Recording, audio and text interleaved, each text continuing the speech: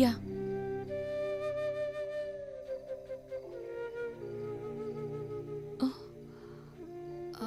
ఇంకా 2 లక్షలు ఉంటే సరిపోతుందా?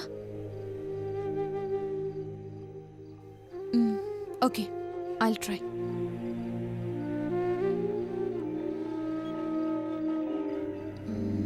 అజయ్ అడిగితే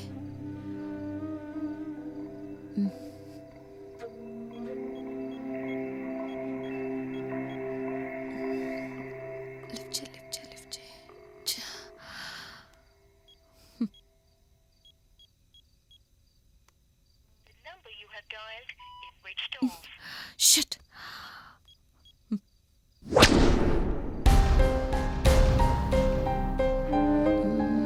పోనీ బాలుని కనుక్కుందామా?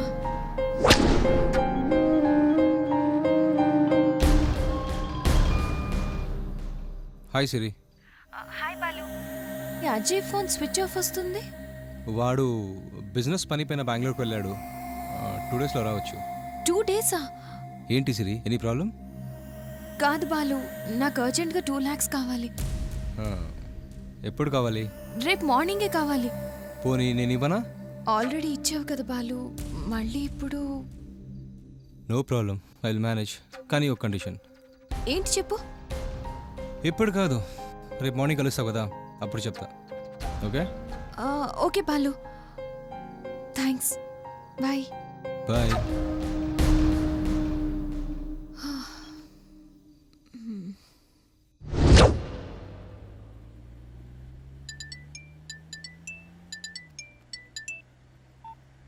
హలో అజయ్. చెప్పరా.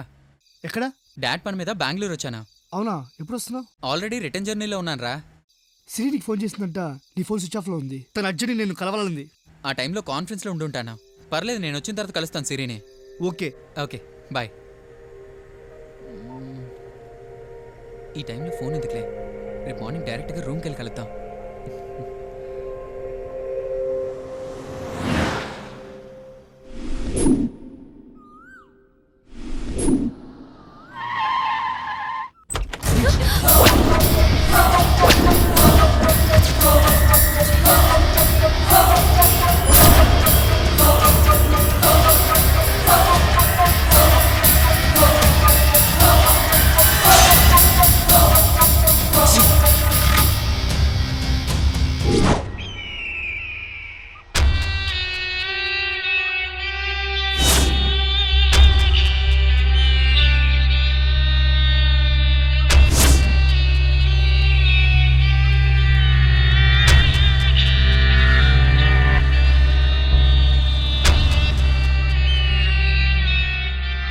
అజయ్,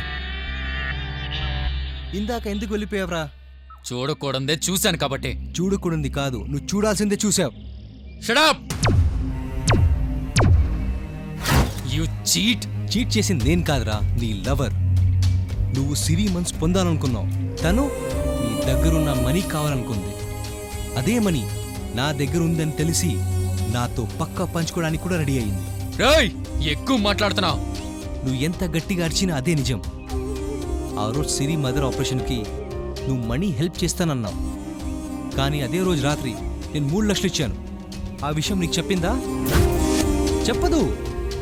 ఎందుకంటే తను మనిషి కన్నా మనసు కన్నా మనీకే ఎక్కువ ఇంపార్టెన్స్ ఇస్తుంది. అంతేకాదు, నిన్న నైట్ మళ్ళీ నన్ను డబ్బు అడిగింది. 2 లక్షలు మళ్ళీ ఇచ్చాను. ఇవ్వాలి కానీ ఎంతైనా తీసుకుంటుంది, అడగాలే కానీ ఏదైనా ఇస్తుంది. నో, నేను నమ్మను. నేను ప్రూవ్ చేస్తాను. నువ్వు చెప్పింది నిజమైతే సిరి ఉండదు, అబద్ధం అయితే నువ్వుండవు. అవునా? సరేరా.